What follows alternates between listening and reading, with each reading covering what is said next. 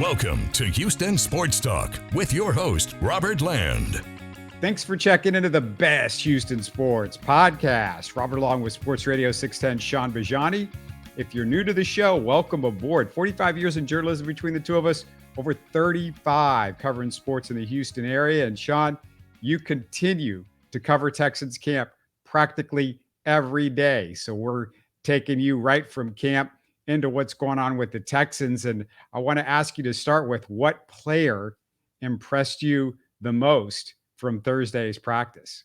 I would say CJ Stroud. And because, look, they had an off day Wednesday, and that was fresh off of probably two of his worst practices in his first NFL training camp. He'd thrown 3 interceptions combined between Monday and Tuesday's practice. The completion percentage, if you want to go that route, it wasn't horrible. But if you listen to Nick Caserio, if you listen to really any football coach at this point in time, rookie, veteran, doesn't matter. The number one thing that you want to see your guys doing, even if you are installing a new offense, is protecting the football. And CJ Stroud hadn't been protecting the football. It's 3 interceptions in 2 days, I believe 4 total on the camp as a whole.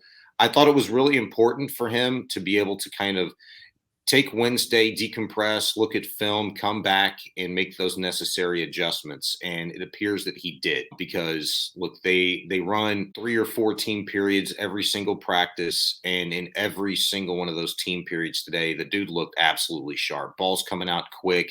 Looks like he's going through his progressions very easily, taking shots down the field. We've seen more and more of him willing to pull that ball down fairly quickly after he's realizing, hey, my read's not there. Boom, I pull it down. I'm going to go for the run. He scampered for nearly 20 yards today the first time he did it. And the second time, I think, was a situational period in which the Texans, if memory serves me right, they were facing a 3rd and 9. He pulls it down, runs, sets up what would have been a 4th and 3, but there was a penalty on the defense, so it came back. It was a 5-yard penalty, so it turned out to be 3rd and 3. And I think that might have been the same drive, in fact, that ended with a beautiful ball from CJ Stroud into the right corner of the end zone to Nico Collins, who leapt up over Derek Stingley, high pointed the ball, rolled into the back of the end zone for a touchdown. I could be wrong on the exact drive, but that did happen. That play did happen, and it was fun. And it brought the whole team, which was standing at the 50-yard line and inching up as the ball matriculated down the field. They all kind of ran, walked, jogged over to congratulate Nico, who was pumped up after making a hell of a play over Derek. Yeah, good stuff, because I saw that up on social media. Great catch by Nico Collins. We might be preluding something else later in the show with Nico, but I want to hit some more Texan storylines. But before I do, I want to hear from everybody out there that's watching and listening. What do you want us to hit that we aren't talking about? Is there anything you want Shaun to get on his horse, get out there? Come on, Shaun, find out what's going on in camp. If you got anything, we want to hear from you. Get in the YouTube comments. Let us know. Tell Shaun what you want him to figure out. But Shaun, major injury Thursday. Last year's starting center, Scott Qussenberry, went down with a torn ACL and MCL. Do you believe this locks down the starting offensive line going into the season with Qussenberry's injury? I wouldn't say that necessarily. And me saying that I'm not ready to lock it in comes down to the fact that, look, you were 6 days in, and really the start of the 7th into training camp, and Juice Scruggs hadn't taken 1 rep with the ones yet at center. And we all have him penciled in as the starting center for this group. What was interesting was that Juice Scruggs immediately came in and ran with the ones. But what was interesting about that is, through the first 6 days, this dude was running with the 2s and the 3s. And yeah, he played a little bit of center, but was also moved to, I believe I saw him at both guard positions, not just left guard at times, but I think he was playing both right and left guard along with center. And he ended practice on Tuesday, towards the end of practice. I think it was the Mills had the final rep. It was either Mills or Keenum. I can't remember, but he skipped a snap to the quarterback and went in the backfield for, a big time loss. And a couple plays later, D'Amico blew it up, and that was the end of practice. he's going to need reps, and he needs a lot of reps with CJ Stroud, with Davis Mills, with Case Keenum, just at center. It always concerns me when you draft a guy as high as they did, Juice Scruggs, and then you're playing him everywhere but. Well, I guess that's why I asked the question, because I thought there was a thought by the Texans, if Kenyon Green is not ready, or if they don't think he's ready with coming back from his injury, didn't play exactly fantastic last year, as we talked about, maybe Juice Scruggs was an option for them at left guard. But, with Qussenberry going down, I mean, I don't know who else is going to play unless you think 6th-round pick Jared Patterson's got a shot. No, I don't think Jared Patterson's got a shot. I mean, they're not going to cut him or anything, but I just don't think he's, on the active roster. He's probably a practice squad guy at the end of the day. But the guy that had filled in for Kenyon Green, the very first practice of training camp, when all he did was participate in drills, to just doing team in the first portion of practice on that last Tuesday, it's been a steady progression for Kenyon. Now, he ran with the ones the entire time today. And I think that was the second straight practice that he'd done so. So that's encouraging to see there. But it's clear dude's still got a lot of work to do in terms of pass protection. The guy is a really good run blocker at this point in time. But the guy that had been filling in is Michael Dieter, the free agent acquisition, versatile offensive lineman they got from the Miami Dolphins this offseason. He's been the first guy to come in. So if for some reason Green isn't 100%, if he's really struggling, then I think it would be Dieter. Right now, as it stands, like, Scruggs would be your center if he continues to progress and get good quality reps, and you don't really miss a beat with Qussenberry. The interesting thing about Qussenberry, before he goes down today, the dude been running with the ones the entire time during camp. Most importantly, look, this is the 3rd straight day with full pads. That's when it really starts to kind of matter and count, and you can see a little bit more. You hadn't noticed him. He's kind of like a Major League Baseball umpire, right? You didn't know the guy was there. You didn't really know he existed because he'd been doing his job. In my mind, I'm like a little less worried about Juice Scruggs running with the 2s and 3s and playing different positions, because Scott's doing his deal. He's doing what a veteran who was given an opportunity last year when Britt took a personal leave and now has since retired. He's doing his job, but he goes down. They elevate Scruggs. It's not as if they had to do that. But maybe it's a little bit of a test for the rookie who's being thrown in the fire, because Dieter's done that before. He's been a starter in this league at the center position, but I think they want to see exactly what they have in Scruggs, throw him into the fire a little bit, and the true test is going to be tomorrow's practice through the weekend and into next week, when they start to really install and prepare for New England on Thursday. Yeah, I guess I would have been surprised if Scott Qussenberry, who was plowed over most of last year, just a lot of times run over as a center and didn't look good. And we talked about it all year. If he's starting, or if Dieter, a guy that's a really nondescript free agent that the Texans pick up, is starting over Juice Scruggs, a guy that they not just drafted, but traded up for into the 2nd round. I mean, I guess a little concern is absolutely fair, but relative to, even what we're talking about right now with their quarterback situation, it's a competition. You take CJ Stroud, number 2 overall, and we're talking competition with the incumbent Davis Mills. It's clear Case Keenum is not a part of that. He's there for an absolute reason. He knows this offense pretty much like the back of his hand. He's told us this is the greatest hits. This is the best of series. He knows exactly what's going on, understands progressions and timing and the other intricacies of the offense. But it's a competition. And I've poured over the numbers time and time again with various people that I've talked to, and historical data is very important until it's irrelevant. And we don't know that it's going to be irrelevant yet in this case until it is, until CJ Stroud and or Davis Mills is named the starter for week 1 against Baltimore. But because we've talked about it before, that since 1967, less than 30% of the time has a quarterback been drafted in the 1st round actually started week 1. Over the last 6 drafts, of the 21 quarterbacks drafted in the 1st round, only 6 have started week 1.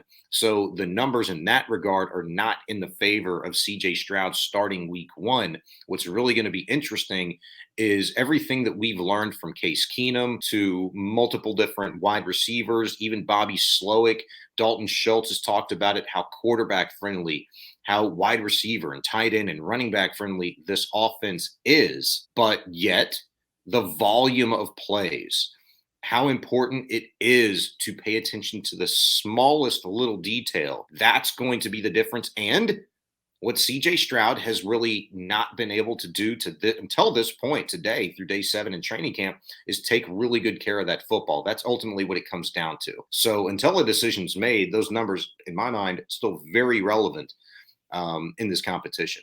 So Dameon Pierce, that we're not going to argue. He is set as the number 1 running back. Dalton Schultz is no argument. He is set at tight end.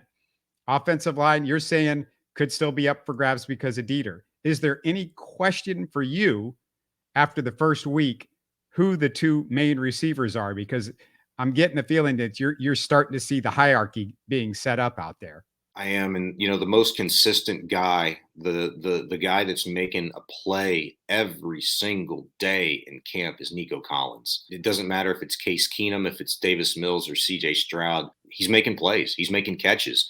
And I thought about this, like I've got my observations piece up on sportsradio610.com right now. You can go check it out. And between writing that out after practice this morning and coming on with you, I've started to think like, Nico's not making these plays over scrubs. Nico's making these plays over a dude in Steven Nelson that is, I don't know, inside of a month away from talking mad crap about his general manager, calling him a mofo and how a guy that, wears vests can't be trusted, the shots on social media. He gets a contract reworked and more money to the tune of 6.5 per. He's making plays over that dude. He's making plays over Jalen Petrie. He's making plays over Derek Stingley. And we know what people are talking about Derek Stingley for: his work ethic, his attention to detail, his improvement, how his body's changed. He's put on weight. The dude's balling. And I can attest to that. The guy is dialed in, and everybody is noticing that. Nico's making plays over that dude. And don't tell me that, hey, he's a great practice player because, hey, look, this is year 3. The guy's been hurt. That's the number one thing against him. He has to stay healthy and do this when it counts and matters most in the regular season. But when you're doing it over a first-round pick in Derek Stingley, you have to pay attention to it.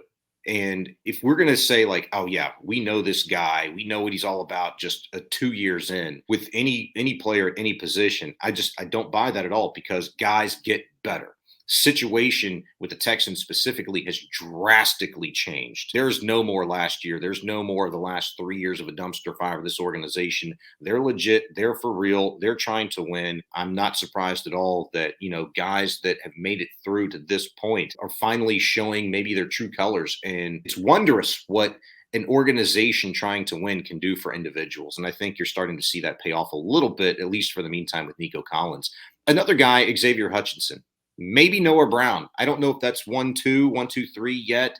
Noah Brown, in my mind, he's been pretty consistent in terms of his work ethic, practice habits, targets. Hutchinson and Noah Brown the last few days, I feel like they've been getting the equal amount of looks. Both would probably like to have some plays back. Hutchinson today had a really good deep ball thrown to him by Davis Mills that Mills just slightly overthrew. But I guarantee you, if you asked Xavier Hutchinson if he should have come up with that, he'd say yes, absolutely, every single time, and twice on Sunday. That guy, I feel like he can be a playmaker. I'd like to see him be put in positions more like Nico Collins has to this point in camp, where he can use his body, go up, high point a ball, and come down with it. I think he's just that athletic. He showed the propensity to do that at Iowa State, one of the top receivers in college football 2 years running, along with Tank Dell. So, and the Texans are certainly going to need a guy like that alongside Nico to really make an impact offensively this year. It's not Nico and then Robert Woods one too. You said Woods him. Hasn't been out there and been given the targets, the reps. He's had 2 veteran rest days, if you want to call it that, through 7 days. I feel like they're spreading the ball around a little bit more this week. Maybe it's because installs are starting to come in. Maybe the base packages offensively have been deemed grasped by the offense, which that was my impression. They just ran team period a little bit differently today, where the media wasn't really allowed to see. They built this wall with players, on the 50-yard line, and you can't see what's going on. They're going towards the north side of the end zone. And I just have to think like, okay, they're probably getting ready for installs against New England. This is kind of how it usually works during a regular season in middle of the week practice. But Robert Woods just quite simply hasn't gotten those reps, gotten those targets. He's missed 2 days. And when he's been out there, we've had a Noah Brown day, which seemed pretty exclusive early on in camp. We had Tank Dell, Xavier Hutchinson days last week. And we had days where the running backs were featured, from Valladay to Boone to, some really Pierce heavy days. So I want to see a little bit more from Robert Woods. The key thing for me is the guy going to be healthy? If he's going to be healthy, I don't think there's a question that he can produce. Now, he's 3 years removed from 1,000-yard receiving, but I think he's a lot better, especially in this offense, regardless of who the quarterback is, than, a 500-yard guy. Maybe just slightly, maybe not much, but I think he's going to have to be healthy and produce for them to be successful, certainly. You mentioned Steven Nelson's new contract. Is this a precedent that you're surprised that Caserio is sending with this new deal, or what did you think of him making the move to redo the deal? Sometimes I wish I had comments, that I could take back, but this doesn't necessarily feel like one of them yet. When he said what he did on social media, seemingly unprompted, because according to, the people that I talked to, there was never any contract negotiations up to that point with Steven Nelson. It was just out of left field. I'm going to blast this GM for no reason at all. And then all the other cryptic tweets that followed the hours and days following. And I said, this dude's out of here. There's no way. What player, especially one that's not deemed a marquee player, right, gets away with that sort of thing on social media? This was after, but he had reported to mandatory minicamp. He reported on time to training camp. I asked Caserio about it. Caserio seemed to laugh it off. And at the time, this was a couple of weeks between Nelson's social media post and the time that we all had a chance to talk to Caserio. I asked him, I said, hey, what's the conversation, if any, have they been like? Are there contract negotiations going on? What'd you think of the social media post? And he laughed it off, said, well, I guess he doesn't like my wardrobe, snickering, and then did say that there had been, I'm paraphrasing here because I can't remember the exact verbiage, but constructive conversations with Nelson. Now we see just how constructive they were. I am surprised because I thought the Texans would have been fine without him in the secondary because of Jimmy Ward, because of the emergence of Jalen Petrie the year that he had last year, Derek Stingley playing in a role that better suits him, Shaq Griffin, who is here on the exact same deal that Steven Nelson originally had at 3.5 per.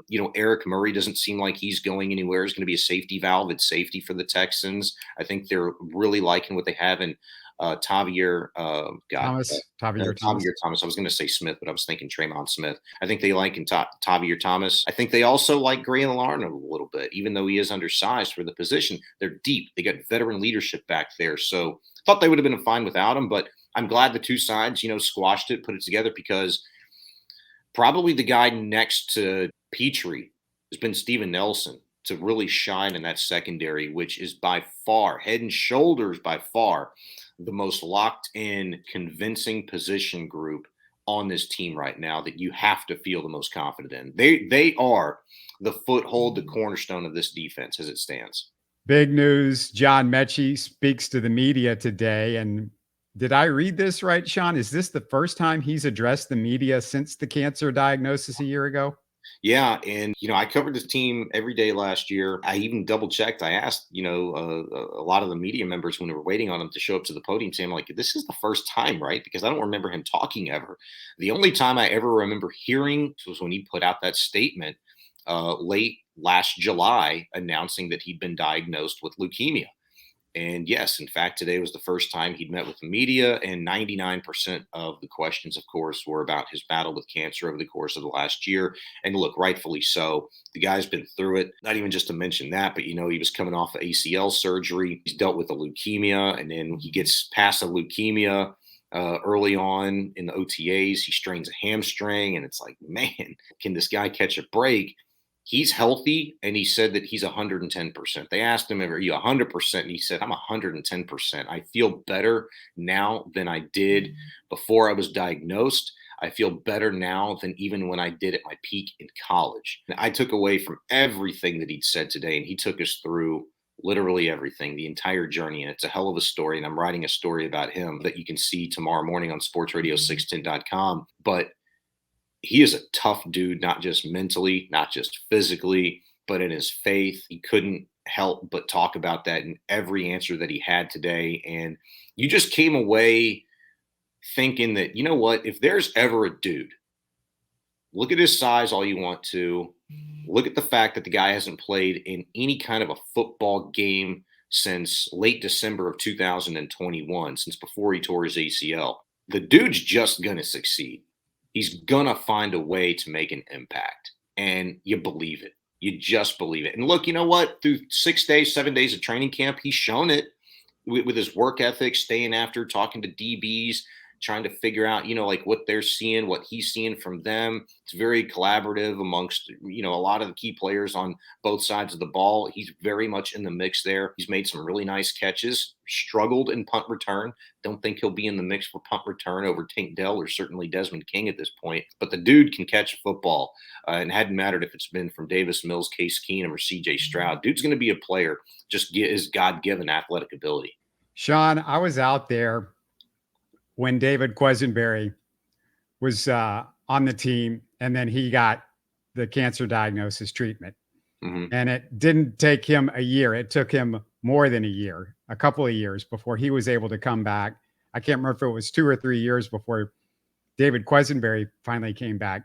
And I don't know if you thought about this, but it just felt like a big irony that David's brother, Scott, goes down with a season-ending injury and maybe a career-threatening injury because, I thought his spot on the roster was definitely in jeopardy. When you draft 2 centers for your position, your job is in jeopardy. And he goes down the same day that Metchie, finally speaks to the media for the first time in a year. It just was weird. It is weird.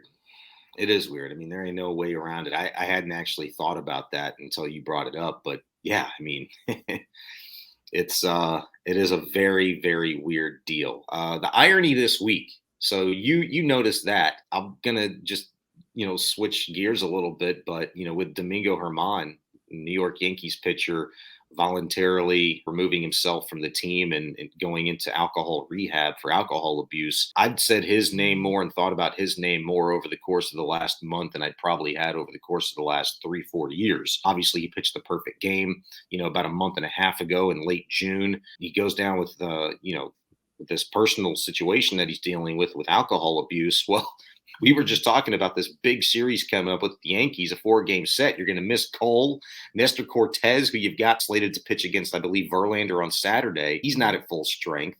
And now you don't have Domingo Germán, to worry about. So the irony there is just kind of a weird deal. Now that the Astros have gotten Verlander back, you didn't have to leave the city of New York. It's just kind of a weird deal. But yeah, that's a really good point about Qussenberry and Metchie. It's unfortunate, but you did say something there that I disagree with, in the sense that you haven't heard the exact verbiage here, but every offensive line coach will tell you, every head coach will tell you that versatility is important. The more you can do kind of a thing is what I'm alluding at. We got sick and tired of hearing the same thing from Bill O'Brien over all those years, but it is so true. The fact that they do have Dieter in-house who could play center in a pinch and they feel confident at guard. There's a reason why he was the dude getting those left guard reps with Kenyon Green out. I just thought, look, Jimmy Morrissey ain't making this squad over Scott Qussenberry, who was a starter in this league last year, and over Jarrett Patterson, a rookie, albeit a late-round pick, and certainly Juice Scruggs. Those are your 3 dudes. Well, they carried 3 guys last year, and you typically would, because at least one of those guys, those centers, are versatile enough to where they could play either guard position. So I just thought Qussenberry, there's a reason why the dude's running with the ones, and it's not just for a mentor role, because you've got other guys on that line that can handle that situation and that have been in the league for a little bit, that if you're just worried about somebody talking through or showing, guy has to study film, there's other guys for that. I believe they thought they saw some good things in Qussenberry last year. And I think, again, for a younger player, guys can improve. And there's a reason why we weren't talking about this dude as like, what the heck is he doing out there? It's like, hey, when's Juice going to start getting some reps, and progressing? Well, now he's thrown into the fire. So we're just going to see that over the course of the next week and see how that progresses. One last thing about Metchie.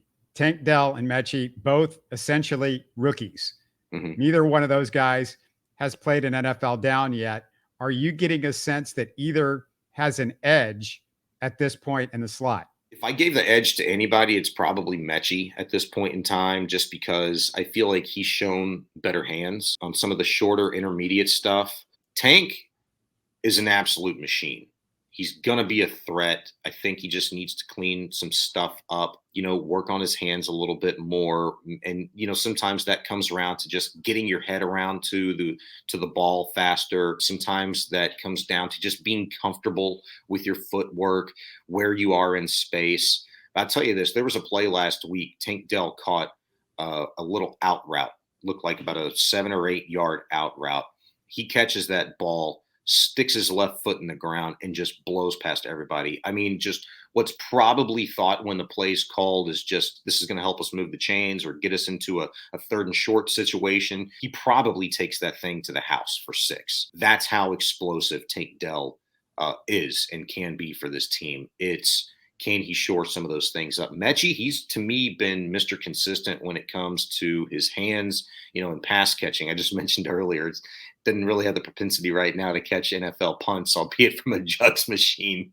And I'm looking at it this morning, I'm like, man, these things are sky high. And he bobbled and missed about 3 straight. And then the 4th one they sent him, he caught down by his right hip. And I'm like, yeah, Frank Ross probably feeling pretty comfortable with Des King back there, and they're going to see what they got in Tank Dell just because of the explosive nature of his athletic ability. But I thought for sure you were going to tell me Tank Dell has the edge with your Cougar hat on and your Cougar glasses. I thought, oh, he's going to definitely give me a Tank Dell real quick. Well, I mean, I'd like to, and it's still early. We'll see. I just know this.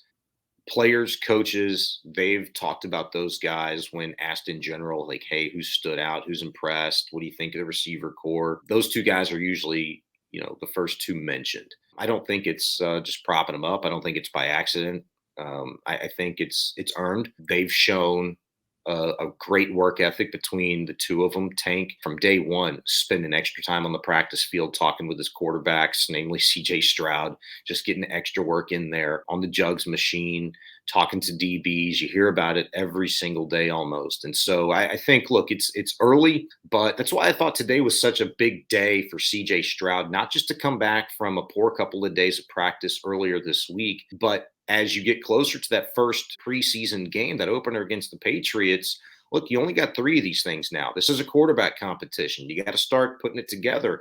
And when they start installing more plays specific to what they think they can do with the personnel they have at hand, when you see that execution, that should mean something. Practice, joint practice, or preseason, doesn't matter what it is. If you see execution, you have to take into account these guys are starting to get it a little bit. So I thought it was a great day for Stroud, great day for Nico. Tank did some good things. Oh, yeah. I mean, we're 1 week away, Shaun, from our first live Texans postgame show. And that's something I'm sure I'm going to bring up in the postgame show. I'll ask you about next Thursday. By the way, who's the slot receiver that got in there first? If Metchie or Dell starts or even, who is the that's stuff that we're going to definitely have to get into in about a week. Oh yeah, sure. Well, Thursday I'll be able to see it along with everybody else. Today, I mean, I'm standing up on my tiptoes and, trying to look around players' shoulders 75 yards away. I thought you were asking me who was the first guy in today. I'm like, I couldn't see a darn thing. It's that they made it the most difficult day for my observations piece. There's no doubt about that, but it's good in the sense, what they did offensively today, because a lot of the plays that were made were, on the outer thirds of the football field, if you will, nothing really between the hashes. So I was able to see the Nico catch. I was able to see a lot of the running backs, running the short routes, which it's probably something I should have put in my observations piece. I felt like the running backs collectively were much better at catching the ball out of the backfield today. They were working on some different routes today. Really close to us, some stop and go, hesitation, double move type things in the end zone Dameon Pierce needs to work on those hands a little bit, on some of those routes that we've seen on the regular Deebo Samuel, run in San Francisco. If they're looking for a running back in this offense on this team to do similar things, Dameon may not be ready for that yet, but I really saw some good things from some of the other guys. Jared Dokes. I don't remember seeing Singletary out there doing much of anything in terms of pass catching today, but Dokes, Valladay, those guys look pretty good. Mike Boone looked really good today. So yeah, check out my observations piece. Maybe I'll go in there and edit some of that stuff. I need to put that in there. With Make a note, everybody, that we're going to be coming to you live after Texans games again this year on our on the channel. We're going to be putting stuff up on a regular basis, obviously with the Texans. But the big thing is, you want to check out those live post game shows.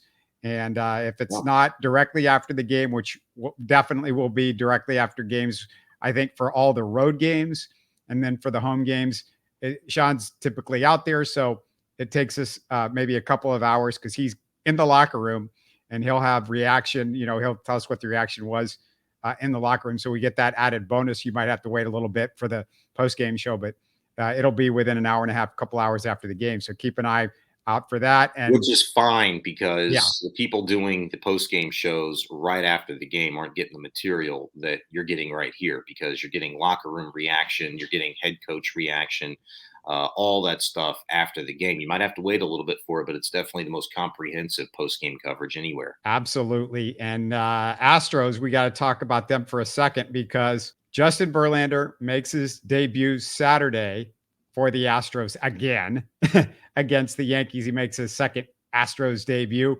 If you go back to our last show, Shaun, we went through a bunch of angles on Verlander. Most of it was positive, but I thought we missed a potential red flag. If you look at Verlander's strikeouts this year, they've taken a huge dip. He's gone from 9.5 per 9 innings to 7.7 per 9. His K to walk ratio also concerning. He has 2 more walks and half as many innings so far this year. Let me repeat that. He has 2 more walks and half as many innings. So he's walking guys and he's not striking out guys as much. And Shaun, he's gone from a 6-to-1 strikeout to walk ratio to less than 3-to-1 this year. But I'll say this, just look at what he's done here recently. With his last month, as good as the numbers have been, look, his team, I think, his former team now is 5-1 record-wise over the course of his last 6 starts. If you go back to, 7 starts, and you can even go back to that outing against the Yankees in mid-June when he went 6 innings, just gave up the 1 earned run on 3 hits. He didn't walk anybody in that game. But his strikeout to walks, he's the ERA has been great recently. And from that standpoint, it's good. The ERA, whip, all that stuff, batting average against. But the numbers of the last few outings, the strikeout to walk stuff still hasn't gotten a whole lot better. Here's the thing, though. I'm going to wait, before I say, like, hey, I'm concerned this guy's a different pitcher now. Let's see what he looks like on Saturday. And the only reason why I say that is because obviously we know he's a year older. We know he didn't show the propensity to go deep into ball games, certainly not in the postseason last year with this ball club. I think he has worked into the 8th inning 3 or 4 times this season. There have been even a couple of 5-inning outings, but they've been quality outings from Justin Verlander the last 7 starts that he's had. I'm going to wait because it's a different league.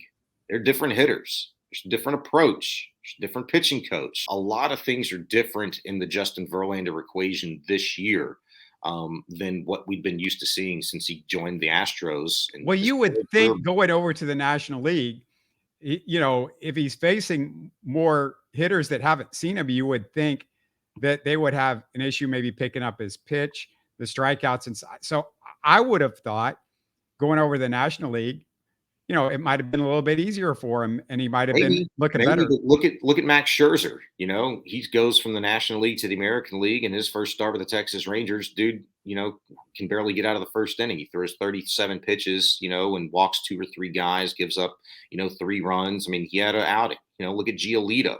Giolito's been a mess ever since he joined the Angels, and I agree with you because we've seen it so many different times, right? New pitcher comes into a new league. Hitters don't have all the film on him. They haven't been studying him, watching him. There's only so many guys you can concern yourself with. And it's synonymous to, well, good pitching is typically ahead of good hitting to start any Major League Baseball season. So why aren't we seeing that?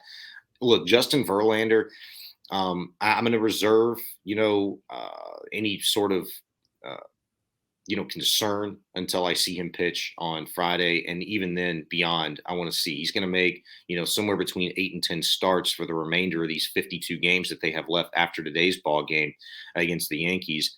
We'll see how the rotation goes. I just think the impact of Justin Verlander is just more about what he achieves here personally. I mean, people are talking about like, hey, over under, is he going to win 10 ball games for this club or not? Is this going to be another Randy Johnson or Justin Verlander 2017, type season? Is that going to be what we're going to see here? I don't know. You don't know. I mean, that's 6 years ago, and that's 25 years ago.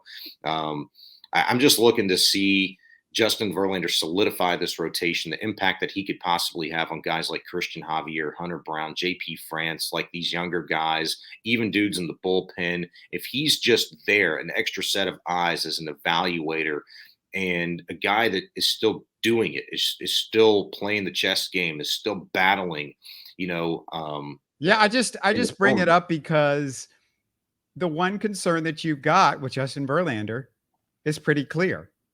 It's the clock, father time, undefeated.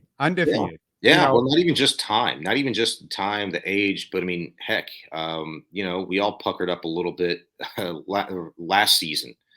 Justin Verlander's being Justin Verlander, Cy Young-esque, and he has that calf issue towards the latter part of the regular season. You're like, oh boy, what does this mean? And they hold him out for about a month, right? Pitching staff was so darn good, you didn't even feel it much. But you do worry about the health. You do, I guess, in the back of your mind right now, it's fair to bring up, fair to think about and talk about and look for. How much of a pitcher is he differently? The Mets did have a 6-man rotation, did they? They didn't have a 6-man rotation. I don't think so maybe that helps him. Maybe an extra day's rest is what he needs for his fastball. Maybe, but I think we even talked about this last year specifically, when the Astros went to a 6-man rotation pretty exclusively, like after the All-Star break. Well, how is JV going to handle that? Because he's very, like a lot of other ball players, this dude's 2.0, routine, habitual. He has his routine that he needs to stick to.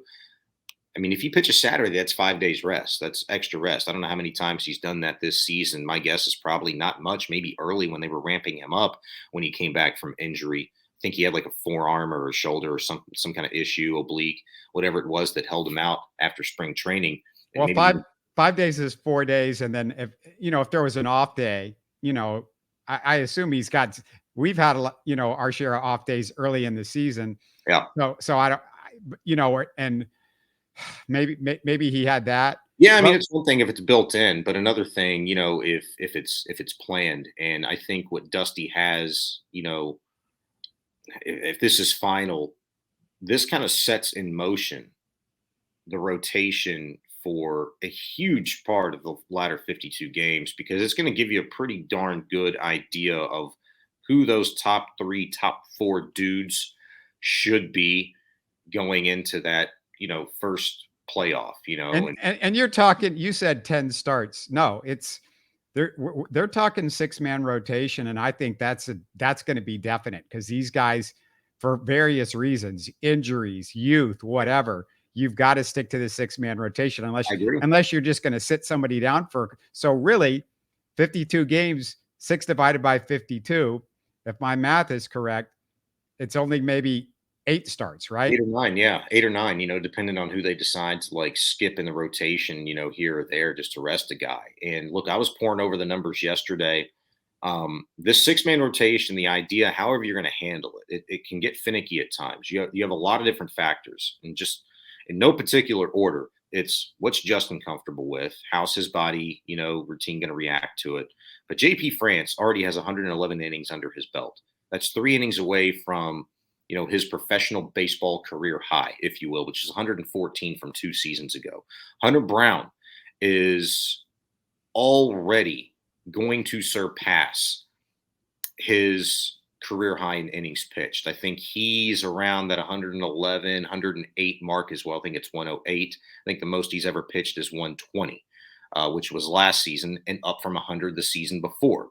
So you'd think that natural progression puts him at around 140 this year. Well, if he makes 8 more starts at, let's just say, the median average, like 5 innings per, well, that's 40 innings. That puts him at about 150 innings at regular season's end. What's the workload look like for them going into the postseason if Hunter Brown turns out to be your dude? Or JP France, if he continues to what he's doing, he's your dude, and Javier still struggles. France is your legitimate number 4, maybe your number 3 guy in this rotation right now. But maybe we could see there would be points, if everybody stays healthy, knock on wood, Jose Urquidy especially, I'm worried about him.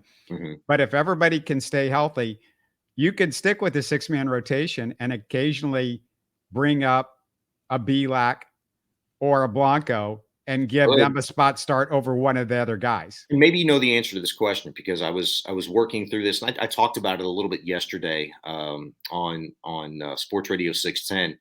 Is it Blanco? 2 days ago they called him up after the game, so he could make that spot start yesterday. Gives you 4 innings, and sometimes in those situations that's kind of like the best you hope for, right? And thank goodness for Chas McCormick being Chas McCormick this year, but this is like the 3rd time, I believe, that we're now, maybe it's the 2nd time, but you got 3 options, do you not? Depending on your years of service. I don't know how many more options Ronel Blanco has.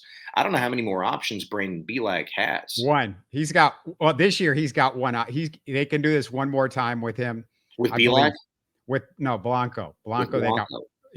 They can only send him down one more time, I believe. All right. So, that's something else you kind of have to weigh. But September throws everything out, right? Because you can add, to the roster. So, within 4 weeks, Blanco could just be here and Bielak can be here. Yeah. And then, you got to see what you might have in, who is it? Dubin? Yeah. Shaun Dubin. Yeah. I mean, maybe he's a guy for you as well. Seth Martinez just ain't got it put together this year. And I'm trying to think of just their long relief guys, but or just dudes that can make a spot start. You've got guys. It's just, hey man, you're a half game still out of first place for the AL West. You got a little wiggle room because you feel pretty good about, Fromber being back on top, maybe co-ace next to JV coming in, but there's still some questions. I want to see how this next week plays out. Look, we're past my deadline. It's August 3rd. Okay. I said the Astros by the end of July, it'd be flipped. The Rangers would be looking up at them and, darn it, I would have been a couple days late, but we're recording this.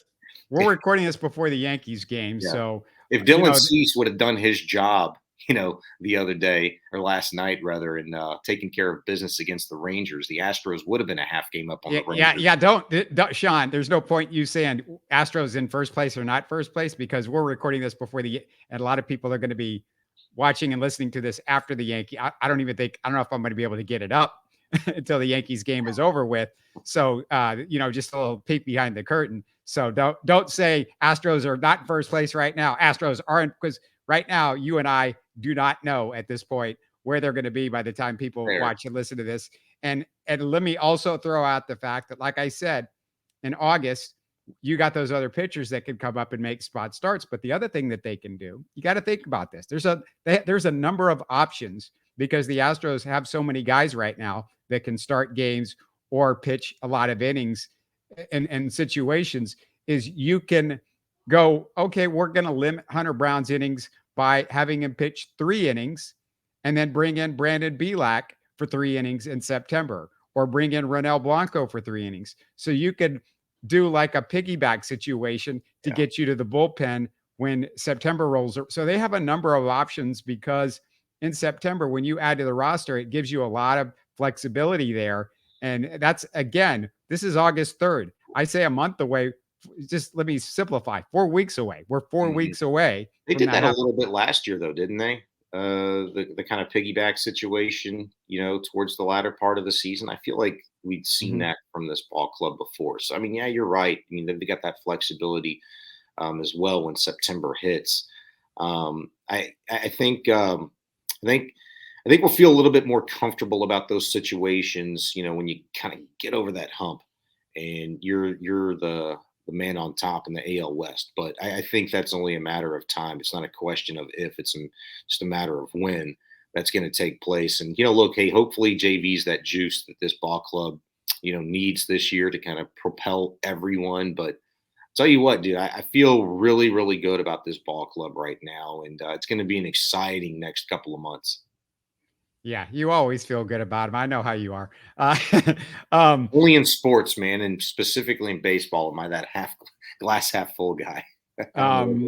Yeah, it's getting to be fun because next week we got one more show of Texans training camp stuff, and then we start talking about games Texans games every week. So that's going to be a lot of fun to finally get to that. So like next week, it starts to get, hey, we're not just talking about Astros games. We're talking about Texans games. We're over the hump. We're over that summer hump of, it's all we got to talk about is Astros. And then, college football, not too far down the road. Just a real quick thought. I don't know if you have any, but the Cougars have a new team that's coming to the Big 12, Colorado. Deion Sanders, you can go out and see him coach the Colorado Buffaloes potentially in a couple of years in the Big 12. Did you have any thought on Colorado coming to and they might not be the last team that they add to the Big 12 here in the next couple of weeks, the way the dominoes are falling? Yeah, I mean, it's ever changing, right? College football is kind of like these damn soccer leagues now. It's why I don't follow soccer the way I'd like to. It's because I never know who the hell's playing where, when the season starts, ends, none of that junk. But yeah, I was excited whenever I saw that news. Of course, Deion Sanders ain't coached a darn game at Colorado yet. I got to see that. But my immediate thought was, if this is going to be a good thing for Colorado and Deion Sanders, and he's going to have a pretty lengthy tenure there, this is a great thing for the Cougars in the Big 12, because all it's going to do is bring more eyeballs, more money, more TV deals, better recruiting to the entire conference, which does nothing but benefit the Cougars at the end of the day and all the other schools. But we got to see how it plays out. It's good that you have something to look forward to, because I go back years ago, man, whenever they were just rotting in CUSA, when they made that move to the American, that had a big time feel to it. It's like, man, finally we get out of the freaking shadow, these stinking Rice Owls, in these low level, FBS schools. Let's go play with some of the bigger boys. And it wasn't, but like, I felt like within the next year or so, the American Conference felt exactly like CUSA. There was teams leaving, teams wanting to leave.